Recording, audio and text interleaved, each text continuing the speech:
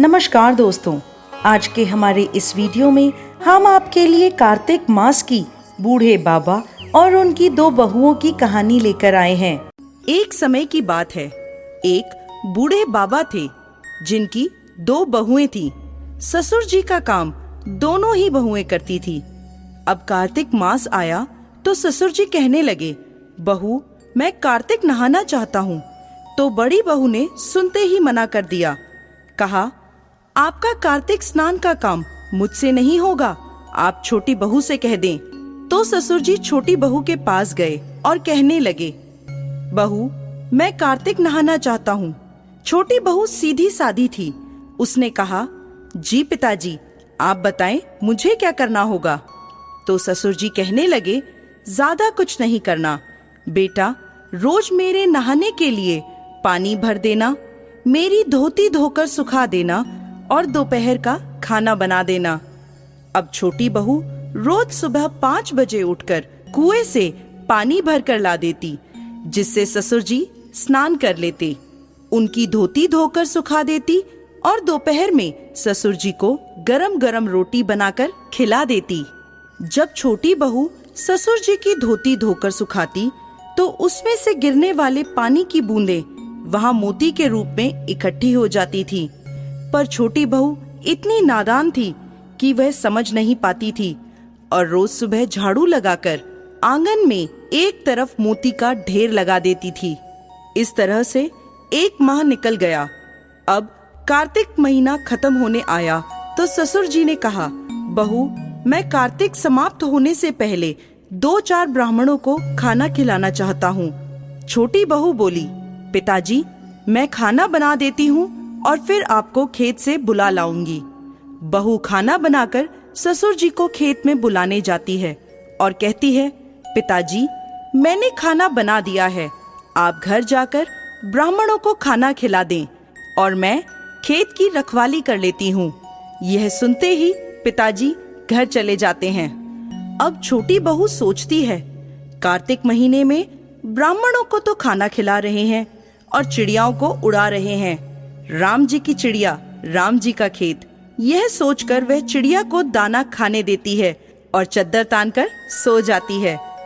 जब चिड़िया दाने चुग रही होती है तो जो दाने जमीन पर गिरते हैं वह हीरे मोती बन जाते हैं। धीरे धीरे उनका पूरा खेत हीरे मोती से जगमगाने लगता है।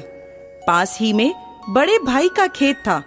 वह देखता है कि छोटे भाई का खेत हीरे और मोतियों से जगमगा रहा है। बड़े बेटे से रहा नहीं जाता। वह अपने पिताजी से पूछता है, इसका क्या कारण है। पिताजी कहते हैं, बेटा हम पर तो कार्तिक महाराज की कृपा हुई है। बड़ा भाई जाकर अपनी पत्नी को सारी बात बताता है। उसकी पत्नी के मन में लालच आ जाता है और वह मन ही मन सोचती है, ससुर जी ने तो पहले मुझसे कहा था, मैंने क्यों मना कर दिया। अब वह साल भर इंतजार करती है और जब कार्तिक महीना आने वाला होता है तो जाकर ससुर जी से कहती है, पिताजी आप इस बार कार्तिक स्नान नहीं करेंगे। ससुर जी कहते हैं, बेटा इस बार मैं कार्तिक स्नान नहीं करना चाहता, अब मेरी उम्र हो गई है। तो बड़ी बहू चिढ़ जाती है और गुस्से में कहने लगती है, आपने छोटी बहू को तो माला माल कर दिया, अब मेरी बारी आई तो कहते हैं मेरी उम्र हो गई है। नहीं पिताजी आपको कार्तिक स्नान करना ही होगा। ससुर जी थक हार कर हाँ कर देते हैं। बड़ी बहू हीरे मोती के लालच में ससुर जी का बहुत ख्याल रखती।